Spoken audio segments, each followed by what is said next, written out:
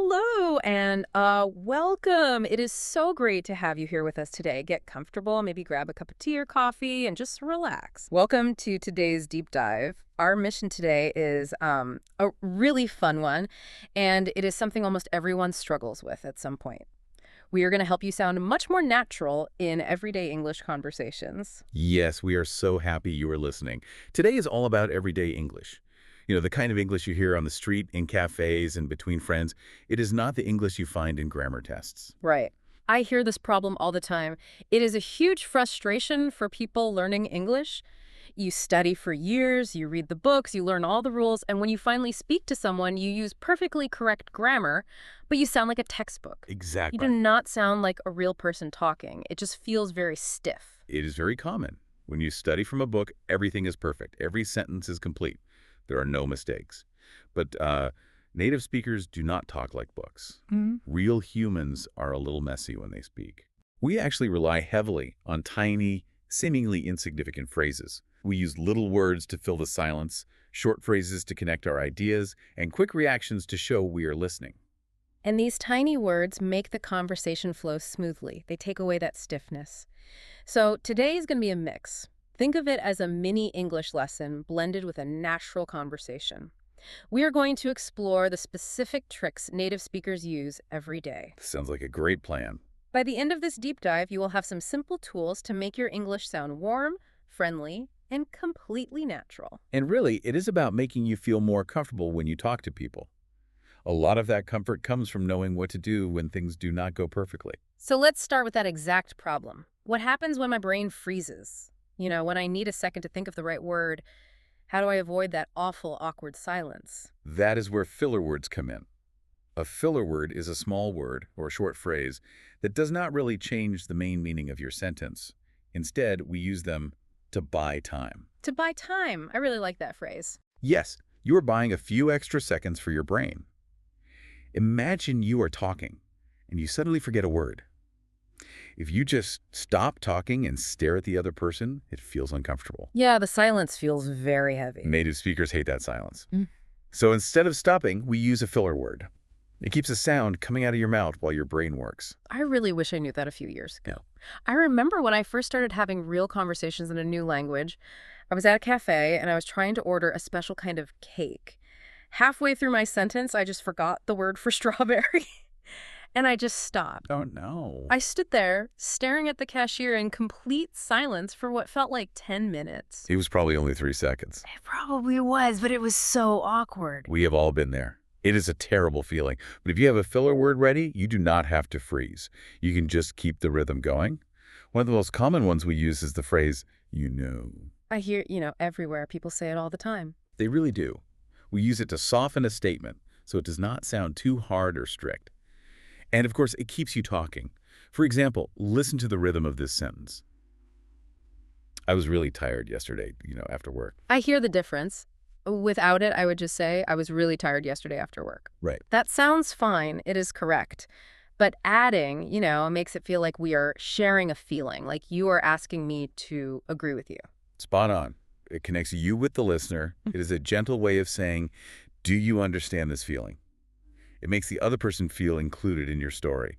What about the phrase? I notice a lot of native speakers start their sentences with this or put it right in the middle of a thought. The phrase, is a wonderful tool. We use it mostly when we want to clarify something or correct ourselves. Like when you change your mind while speaking. Exactly. Sometimes you say something and then you realize it was not exactly what you wanted to say. So you use, to add a little more detail. Here's a good example. I like my job. It is stressful, but interesting. That is so useful. You say one thing like, I like my job, but then you realize, wait, I complain about it every Friday. Right. I do not love every single part of it. So you add, it is stressful, but interesting. It makes your thought much more honest and real. You hit the nail on the head. It shows the listener that you are thinking deeply about your answer in real time. You are not a robot reading a script. You are human processing your feelings. Another great pair of words for this are kind of and sort of. Kind of and sort of. They mean almost the exact same thing, right? How do we use them naturally? They do mean the same thing. And they are perfect for when something is true, but maybe not 100% true. They soften your opinion. Okay, give me an example. If someone asks you how you liked a movie, you could say, the movie was boring. But that sounds very strong. It might even sound a little aggressive if the other person loved the movie. Oh, true. So instead you say, the movie was sort of boring. Or, he is kind of shy. That feels much nicer than just saying he is shy. It means he is a little bit shy, but not too much. It feels very polite. It does. It makes you sound careful with your words. Now, there is one more filler word we have to mention because it's probably the most famous one in English right now. The word like. Oh, wow, yes, like. People use this word constantly. I was like so tired, and she's like really angry. Why do we do this? It is incredibly casual. It is used mostly when you are telling an entertaining story to a friend. You use it to introduce a feeling or to describe what someone said without quoting them exactly. For example, I was like really tired after that meeting. So it almost replaces the word feeling or saying. Instead of, I felt really tired, you just say, I was like really tired. That is it. But I do want to give a quick warning to you listening right now. Be careful with these filler words. Do not overuse them. Right, you do not want to say, I was like going to the store and like, I bought an apple, like. There's way too much. It gets distracting. It really does. Too many fillers will hide your main message. The listener will just focus on the word, like, and forget what your story is about. But sprinkling just a few of them into your speech, that is the secret. That makes you sound wonderfully authentic and relaxed. Actually, I used to think filler words were a completely bad thing when I was learning languages. I thought I had to speak perfectly. Wait, I want to stop you right there for a second. Did you hear that phrase? The way you've just started your sentence? What did I say? You said, actually. That is a very natural thing to do in English. Oh, I did not even notice I did that. I guess I used a connector. You did. Connectors are words that link your ideas together. They guide the listener through your thoughts smoothly. And actually is one of the most useful ones we have. We use, actually, when the truth is a little different from what the other person expects. So if my friend says, did you hate that really long movie? I might say, actually, it was great. I am gently disagreeing with their expectation, but it does not sound rude. It is a very polite way to show a contrast. It prepares the listener for a surprise. Another great connector that does a similar job is, to be honest. To be honest, I feel like I use this one when I have a slightly negative opinion to share. Yes, that is usually exactly how it works. Yeah. We use, to be honest, to signal to the listener that we are going to share a real, true opinion. And it might not be a popular one. I actually have a good story about this. Oh, let's hear it. A few years ago, a friend of mine cooked dinner for me. They spent hours making this special soup. I took one bite, and it was so incredibly spicy. My eyes were watering. Oh, no. What did you say? Well, I did not want to be mean. My friend asked, is it too spicy? If I just said, yes, it is terrible, that would hurt their feelings. So I used a connector. I said, to be honest, it is a little bit too hot for me. It is like a gentle warning. You are saying, get ready. I am going to say something a little negative, but I am saying it with love. It softens the blow completely. It really saved the dinner. Now, what about the phrase, the thing is? This is a really interesting one. Let me think about that. The thing is, I feel like this is a great phrase to introduce a main problem, or maybe a specific reason for why you cannot do something. That is a great way to describe it. It focuses the listener's attention on the most important fact. Imagine a friend invites you to a big party. You really want to go, but you have a huge test the next morning. You could say, I would love to come. The thing is, I have an exam. That sounds incredibly natural. The thing is, it explains the problem in a friendly way without making a big excuse. And we can also use, as a connector, right? We talked about it as a filler word, but it works here too. It does work here too. As a connector, links two sentences together to add extra detail or to soften the first statement, like this. It is nice here. It is a bit noisy, but it is exciting. You are explaining what you mean by the word nice. It adds a lot of flavor to the conversation. But, we have been talking a lot about what to say when you are the one talking. But what happens when it is not you talking, but the other person? Yes, the listener's job. This is just as important. I think so too, because there is a huge problem people run into. Let's call it the dreaded silent treatment. I had this terrible experience once. A friend was going through a really hard time at work. Okay. They were very upset, and they were telling me this long emotional story. And because I was trying to be a good, polite listener, I just sat there quietly. Every time they paused, I just said, yes, yeah. It sounds so uncomfortable. It makes the conversation feel completely dead. It felt awful. I sounded like a robot. Yeah. Yes. Yes. No, my friend eventually stopped talking and asked if I was even paying attention. That is the danger of staying too quiet. Exactly. If you only say yes or no when someone else is talking, you seem bored. You need to show the other person that you are actively listening. You need to keep the energy alive. I agree completely. In English, you cannot just stay silent when someone is telling you a story. Mhm. It makes people feel psychologically unsafe.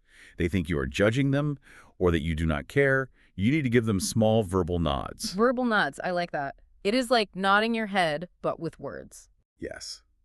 Words like right or exactly. They tell the speaker, I am with you. I understand. Please keep talking. Let's break down a few of the best reaction phrases from our sources today. One of my favorites is, that's a good point. This is a wonderful phrase because it shows respect. You use this when someone shares an opinion that you agree with or an argument that makes a lot of sense.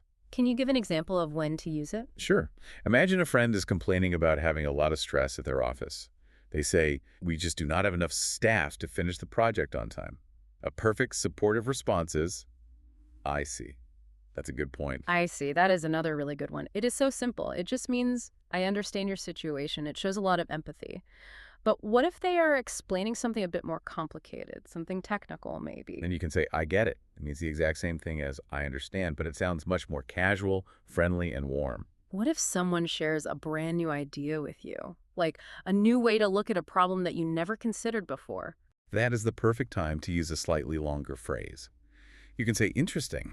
I never thought about it that way. I never thought about it that way. That feels so much better than just saying, you are right. It actually makes the other person feel heard. It shows that their words actually changed your mind a little bit. It is a great compliment to give in a conversation. It keeps the discussion moving forward in a very positive way. These small reactions like, right, I see, that's a good point. They are the glue that holds a natural conversation together. They build trust between the speakers. They really do. So what does this all mean for daily life? Let's move into our final area. Casual expressions. We are talking about everyday vocabulary. Short, easy expressions that native speakers use constantly. If you step into an office or a coffee shop or a train station in an English-speaking country, you will hear these phrases all day long. They are the background music of English. Let's start with a very common one. I'm good. I'm good. Now, this can be confusing. It does not just mean I feel healthy, does it? No, usually it does not. Of course, if a doctor asks how you feel or a friend asks, how are you, you can say, I'm good. But much more often, it is a polite, casual way to say, no thanks, or I am fine as I am. For example, if a waiter comes to your table at a restaurant and asks, do you want more water? You do not have to formally say, no, thank you, I do not want any more water. You just smile and say, no, I'm good, thanks. It is very fast and very polite. It just means your situation is already good, so you do not need anything else. Next on the list of casual phrases is one of the friendliest. No worries. I always wonder how to reply when someone apologizes for something small. If someone bumps into my shoulder on the street and says, I'm so sorry, I feel very strange saying, you are welcome, that is definitely wrong. Yes, you are welcome is only for when someone says thank you. If someone apologizes for a small mistake, no worries is a perfect response. It literally means do not worry about it. It is totally okay. So if I say, sorry, I'm late to the meeting, Your answer would be no worries. it sounds so relaxed. No worries. Okay, what about when we are making plans with friends or coworkers? If I suggest an idea, what is the best phrase for friendly agreement? That would be sounds good. This is the #1 way to say, yes, I agree with that plan. If you say, let's meet for lunch at 1 o'clock, I will reply, sounds good. That is so much better than saying, I agree with your proposal. That sounds like a business contract. It does. Sounds good is easy and warm. And finally, we have the ultimate casual greeting. What's up? What's up? When you translate it directly, it sounds like you are asking what is in the sky above you. Right. But it really just means, hello, how are you? What is happening in your life right now? It is very casual. A friend walks up to you and says, hey, what's up? And a very common, natural answer is simply, not much, you. Let's actually put all of these casual expressions together. Let's try a quick conversation so you, listening at home, can hear the rhythm of the phrases in real time. We will pretend to be two friends chatting right after finishing work for the day. Ready? I am ready. I will start. Hey. Not much, just finishing some final emails. You. Same here. Today was really busy. My phone didn't stop ringing all morning. I see. That sounds really stressful. Do you want to grab some dinner later and relax? Actually, I'm good, thanks. I am so tired, I think I just want to go sleep. Sorry about that. No worries. Get some rest. Maybe we can get lunch tomorrow instead. Sounds good. See you tomorrow. Okay, breaking character there. But did you hear how different that sounds from a textbook dialogue? We naturally wove in, what's up? I mean, I see, actually, I'm good, no worries, and, sounds good. That is the real rhythm of English. It is short, it is supportive, and it flows easily without too much effort. We have covered quite a bit of ground today. Let's do a gentle recap. We talked about filler words like, and I mean, to buy time when your brain freezes. We talked about connectors like actually, and the thing is, to link your thoughts smoothly. We also covered reaction phrases like, right, I see, and that's a good point, to show you are actively listening and to avoid the silent treatment.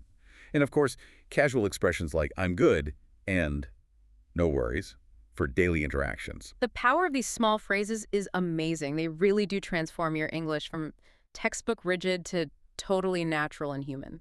They absolutely do. So here is a small challenge for you, the listener. Do not try to memorize everything we talked about today. There's too much pressure, and learning should be fun. Yes, definitely. Instead, choose just two phrases. Maybe pick, sounds good, and no worries. Try to actively use them in a conversation this week, just a little bit. Start small. That is the best way to learn. And here's a practice tip for you. You can replay this deep dive and just keep it on in the background.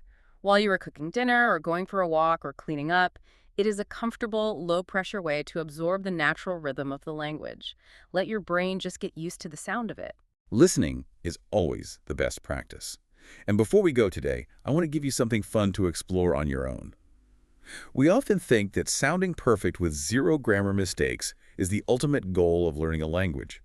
But I want you to think about movies or television shows. Yeah, what about them? The next time you watch an English movie, look away from the subtitles for a minute and just listen closely to the dialogue. The actors are speaking lines written by highly paid professional writers. But the writers purposefully put mistakes into the script. They actually type out words like, you know, and, like, and, I mean. That is fascinating. So the writers force the actors to use filler words. Yes. Next time you watch a show, see if you can catch them doing it. See if you can hear the ums and the you knows. Without these imperfections, the human brain instantly recognizes that the speech sounds fake. If an actor speaks with perfect, unbroken grammar, we feel like they're reading from a book, not living a real moment. That is such a great point to end on. It proves that sounding perfect is actually the enemy of sounding natural. The little imperfections are what make us human. So give yourself permission to be a little messy, use those fillers to buy time, and just focus on connecting with the people around you. Thank you so much for joining us on this deep dive. Keep practicing, be kind to yourself, and we will talk to you next time.